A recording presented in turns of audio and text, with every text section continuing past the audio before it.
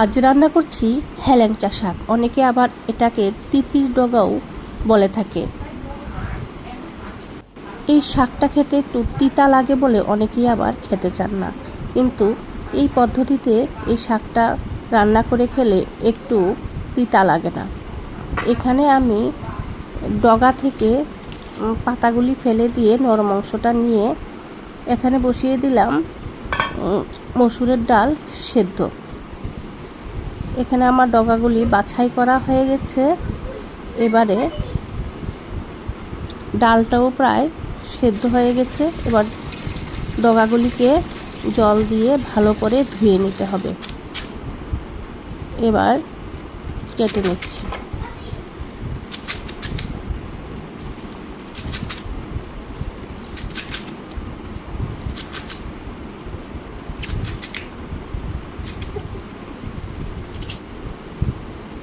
এবার ডালের মধ্যে দিয়ে দিলাম 3-4টে কাঁচা লঙ্কা, দিয়ে দিলাম শাকগুলি। এবার একটু ঢাকা দিয়ে দিলাম।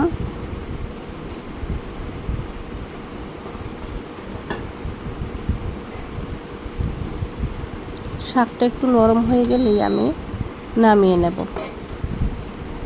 এবারে নামিয়ে নিচ্ছি। এবার কড়াইতে তেল গরম হলে দিয়ে দিলাম 2টি শুকনো লঙ্কা, 5 ফোড়ন, দিয়ে দিলাম ডাল আর শাকগুলি, দিয়ে দেবো সামান্য পরিমাণ হলুদ। এখানে আমি কোনো মশলা ব্যবহার করব না। মশলা ছাড়াই এটা খেতে কিন্তু দারুণ লাগে। তো এইভাবে রান্না করে খেলে হেলেঞ্চা শাক কিন্তু একটু তিতা লাগে না, আর খেতেও দারুণ লাগে।